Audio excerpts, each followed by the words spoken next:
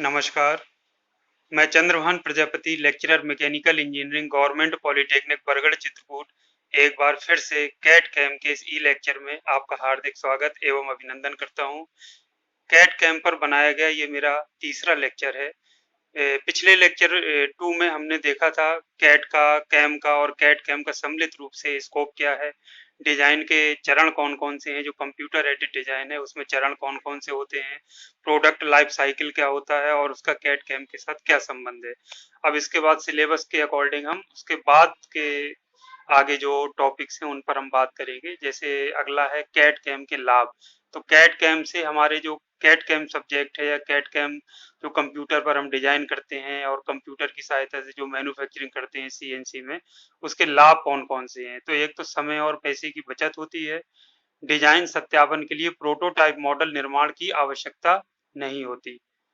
तीसरा है कैड में बनाई गई डिजाइन आसानी से संशोधित की जा सकती है। ये आप तुलना इंजीनियरिंग ड्राइंग में जो आप लोग ड्राइंग बनाते रहे हैं, आप फर्स्ट ईयर में ड्राइंग बनाई होगी, मैकेनिकल ड्राइंग भी चलती है, तो उसमें जो आप ड्राइंग बनाई जाती है, जो कंप्यूटर में डिजाइन आप बनाते हैं, वो ड्राइंग में शीट पर बनाई गई ड्राइंग की तुलना में ये कंप्यूटर में बनाई गई ड्राइंग को अनगिनत बार हम चाहे जितनी बार संशोधित कर लें, उसको डिजिटली हम स्टोर कर सकते हैं। कहीं भी हम पूरे दुनिया के दूर-दूर बैठे कहीं भी हम इसको अगर इंटरनेट से चलाते हैं, इंटरनेट के थ्रू हम उसको प्राप्त करके डाउनलोड कर सकते हैं।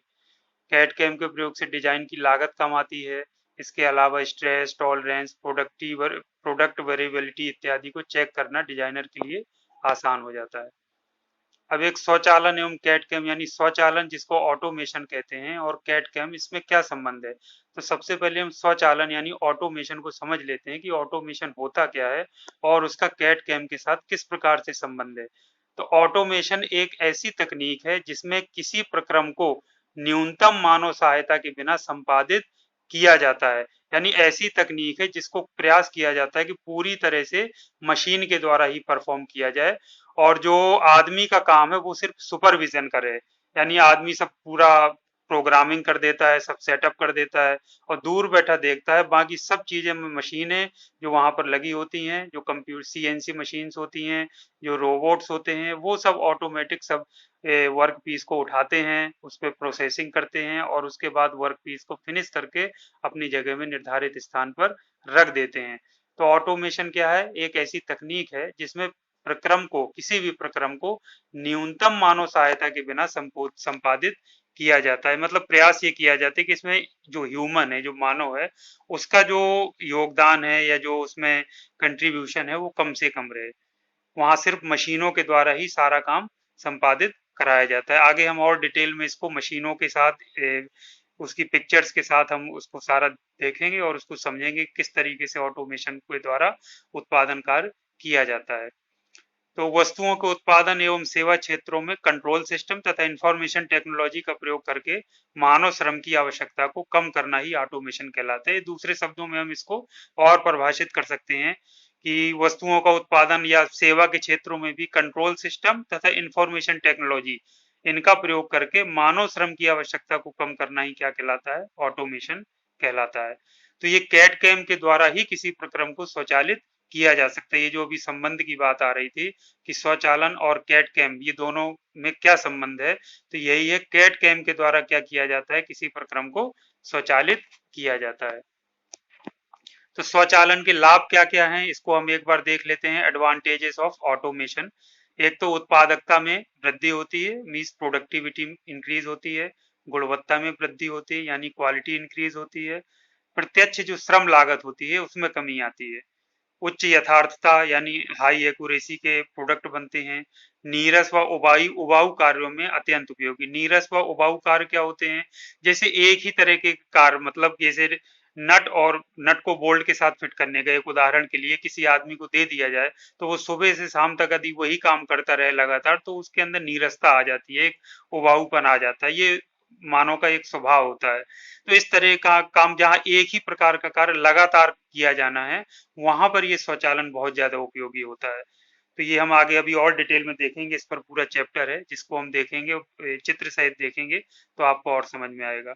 इसके अलावा मानव स्वास्थ्य के लिए अहितकर वातावरण, जैसे कहीं आग लगी हुई है या पानी के अंदर जाना है, माइंस जो होती हैं जहाँ माइंस में कभी भी ब्लास्ट हो जाता है या कोई दुर्घटनाएं हो जाती हैं, न्यूक्लियर जो होता है आपका, उसके अलावा स्पेस इत्यादि में कार्य करने के लिए अत्यंत उपयोगी। ऐसे स्थान जो मानव आसानी से ना जा पाए या जाना उसके स्वास्थ्य के लिए हितकर ना हो, वहां पर ये ऑटोमेशन बहुत उपयोगी सिद्ध होता है। और इसके अलावा ऑपरेशन एवं वर्क हैंडलिंग समय में काफी कमी आती है स्वचालन से। ऐसे कार्य जो कि मानव सामर्थ्य के बाहर हैं, उनमें ऑटोमेशन बहुत उपयोगी है। मानव जो काम नहीं कर पाते हैं उनको भी हम ऑटोमेशन के द्वारा कंप्लीट कर सकते हैं। इसके अलावा कार्य के दौरान होने वाली मानवीय दुर्घटनाओं में कमी आती है। स्वचालन से भाई मानवीय जो मानव का इन्वॉल्वमेंट है वही बहुत कम होता है, ज्यादातर काम सब मशीनों से द्वारा ऑटोमेटिक किया जाता है, तो ऑब्वियस सी बात है जो मानवीय दुर्घटनाएं हो जाती हैं उनमें भी कमी आती है।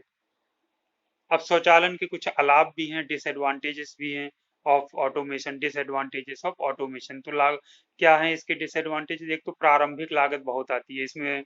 मान लीजिए आप रोबोट्स लेते हैं, रोबोट के अलावा आप जो सीएनसी मशीन से लेते हैं तो उसकी लागत बहुत अधिक होती है। एक तो ह्यूमन इन्वॉल्वमेंट, जब आदमी काम ही नहीं करेगा तो क्या होगा, बेरोजगारी की समस्या बढ़ जाएगी।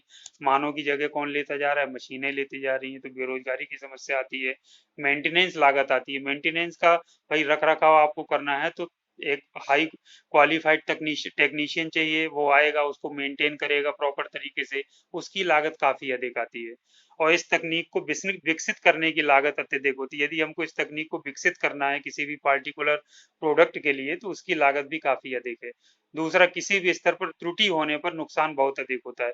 भाई वो हमने पूरा मशीनों के जिम्मे छोड़ दिया, अगर कहीं भी बीच में कोई त्रुटि हो गई तो वो कंटिन्यू मशीन उसको जाने बिना उसको कंटिन्यू करता रहेगा। और वही काम यदि मानव कर रहा होता है तो उसको अगर गलती पता चलती है, अगर यहाँ गलती हो गई तो उसको बता सकता है या उसको रोक सकता है। तो ये चीज भी कई बार हो जाती है। अब हम सीमाओं की बात करते हैं, यानी लिमिटेशंस ऑफ ऑटोमेशन, यानी ऑटोमेशन की सीमाएं क्या क्या हैं। सीमाएं तो ये हैं, पहला तो ये कि हम सोचें कि किसी भी कार्य को चाहे वो कुछ भी हो हम उसको स्वचालित कर दें, तो ऐसा संभव नहीं होता है। सभी तरह के कार्यों को स्वचालित किया जा सकना संभव नहीं होता है। दूसरा, अत्यधिक लागत लगती है तो जिसके कारण उसको सभी जगह लागू किया जाना संभव नहीं होता। अब ये ऑटोमेशन के कुछ अनुप्रयोग हैं, मीन्स एप्लीकेशंस हैं। ऑटोमेशन किन किन इंडस्ट्रीज में प्रयोग किया जा रहा है इसके बारे में हमको बताना है। तो ऑटोमेशन का प्रयोग एक तो पावर प्रोडक्शन के क्षेत्रों, जैसे सोलर पैनल जहाँ पे लगे होते हैं, विंड टर्बाइन इत्यादि लगे होते हैं, जहाँ मानव को जाने की जरूरत नहीं होती, सब ऑटोमेटिक तरीके से होता रहता है। रिटेल शॉप के ऑटोमेशन में, रिटेल शॉप में भी ऑटोमेशन हो जाता है। इसमें जापान वगैरह में इस तरीके की टेक्नोलॉजी इसमें जापान बहुत आगे है। आगे हम कुछ उदाहरण के द्वारा इसको और अच्छे समझेंगे। स्वचालित माइनिंग में, माइनिंग वगैरह में स्वचालन बहुत उपयोगी भी है और किया भी जा रहा है। ऑटोमेटेड वीडियो निगरानी में, कहीं वीडियो सर्वेलेंस आपको करना है तो वो भी ऑटोमेटेड वीडियो सर्वेलेंस बहुत इस समय कारगर है। ऑटोमेटेड हाईवे सिस्टम में जो ऑटोमेशन के जो इक्विपमेंट्स लगे होते हैं उसमें भी इसका बहुत अच्छे से प्रयोग किया जा रहा है। लैब ऑटोमेशन, जो लैब है हमारी प्रयोगशालाएं हैं उनका ऑटोमेशन किया जा रहा है। इंडस्ट्रियल ऑटोमेशन में जैसे उत्पादन में, गुणवत्ता नियंत्रण में, मटेरियल हैंडलिंग में किया जाता है। इसके अलावा इंडस्ट्रियल रोबोट के ऑटोमेशन में भी ऑटोमेशन बहुत ज़्यादा एप्लीकेबल है, इसका एप्लीकेशन से इनके अनुप्रयोग हैं, किए जाता है। तो ये इंडस्ट्रियल रोबोट्स के बारे में तो आगे हम पढ़ेंगे, रोबोट का पूरा एक चैप्टर है, तो और इसके बारे में समझेंगे किस तरह से इंडस्ट्रियल रोबोट्स का प्रयोग किया जा रहा है। अब ये कैट कैम लागू किए जाने के कारण क्या है, आखिर क्या कारण है? जो इंडस्ट्रीज हैं, ऑटोमोबाइल इंडस्ट्री है, चाहे वो जहाँ कोई और उत्पादन हो रहा है उत्पाद का, वहाँ पे कैट कैम क्यों लागू किया जा रहा है? एक तो कुछ चीजें हैं जो पॉइंट वाइज हम डिस्कस करेंगे। पहला बिंदु ये है कि कैट सीखने एवं उपयोग करने में आसान होता है। कोई भी व्यक्ति अगर प्रॉपर ट्रेनिंग ले, कैट के सॉफ्टवेयर्स को अच्छे से सीख ले और तो उनको आसानी से उपयोग कर सकता है, कोई उसमें बहुत दिक्कत की बात नहीं होती है। कैड में जो 3D मॉडल बनते हैं वो बिल्कुल वास्तविक ऑब्जेक्ट की तरह दिखते हैं। हम ये मान के चलते हैं जो भी हम एनालिसिस करना चाहते हैं, जो भी सिमुलेशन करना चाहते हैं वो हम कंप्यूटर में ही करके देख लेते हैं, हमको प्रोटोटाइप बनाने की जरूरत ही नहीं पड़ती और देखने में बिल्कुल वास्तविक ऑब्जेक्ट की तरह दिखता है। कैड में बनाई गई डिजाइन को आसानी से संशोधित किया जा सकता है, ये मैं आपको पहले भी बता चुका हूँ कि भाई डिजिटल फॉर्म में रहती है, कभी भी आप निकालिए उसको संशोधित करके फिर से अपडेट कर लीजिए।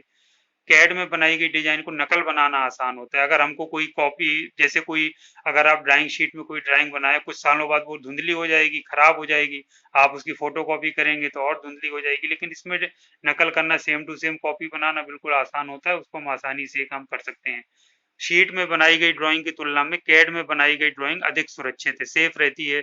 आप उसको डिजिटली सुरक्षित रख दीजिए, कुछ उसमें दिक्कत नहीं होगी। इंटरनेट की सहायता से जब आप चाहें डाउनलोड कर लीजिए, उस पर अपना काम कर लीजिए। वो जो ड्राइंग की शीट है भाई, किसी न किसी में उसमें बरसात में पानी से भीग गई, आग लग गई, कोई भी दिक्कत हो सकती है, वही दीमक उसको खा सकती है, तो खराब होने के चांस रहते हैं। इसी तरह से छठवां पॉइंट है, कैड में बनाई गई फाइल को उत्पादन के लिए आसानी से कैम के साथ इंटीग्रेट किया जा सकता है। तो जो कैड में हम फाइल बनाते हैं, उसका जो आउटपुट होता है वही कैम में, यानी कंप्यूटर एडेड मैन्युफैक्चरिंग में इनपुट के रूप में काम करता है। तो वही सीधे फाइल को हम ट्रांसफर कर देते हैं डिजिटली, यानी पेन ड्राइव में लेकर उस फाइल को हम उसमें ट्रांसफर कर सकते हैं कैम ऑपरेशन में। दूसरा सातवां पॉइंट है, इंटरनेट के माध्यम से जो कैड में बनाई गई डिजाइन को दुनिया के किसी भी कोने में साझा किया जा सकता है। तो यही मैं बात आपसे बता रहा था, इंटरनेट चलता है पूरी दुनिया में, आप कहीं भी अपनी मेल पर या ड्राइव में आप रख लीजिए और उसको किसी भी जगह पर इंटरनेट चला करके आप उसको डाउनलोड कर लीजिए। तो आज के लिए इतना काफ़ी था। Thank you very much. Next जो हमारा लेक्चर होगा, उसमें सिलेबस के ही अकॉर्डिंग, जो कैट कैम का सिलेबस है उसी के अकॉर्डिंग हम आगे जो भी पॉइंट्स आगे आ रहे हैं उन पर हम बात करेंगे। और नेक्स्ट लेक्चर में जो भी इस चैप्टर 1 का जो भी प्रश्न बन सकते हैं, उन प्रश्नों पर और उनके उत्तरों पर हम डिस्कशन करेंगे। तो आज के लिए थैंक यू वेरी मच।